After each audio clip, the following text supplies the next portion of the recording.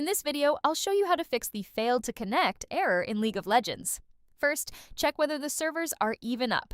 Head to status.riotgames.com, select your region, and see if Riot is reporting any issues.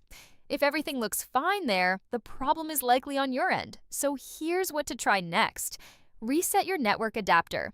Right-click the internet icon in your taskbar, open Network and Internet Settings, go to Change Adapter Options, then right-click your adapter and select Disable. Wait a few seconds, right-click it again, and select Enable. This refreshes your PC's connection.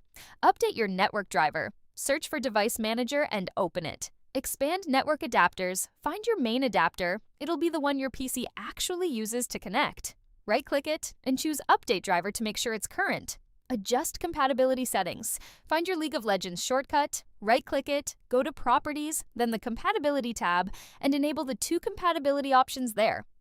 Restart your router. If none of the above works, unplug your router for about 2 minutes, then plug it back in. This forces a full reset of your home internet and often clears up persistent connection issues. Hopefully one of these gets you back in the game. If this helped, a like and a subscribe goes a long way. Thanks for watching.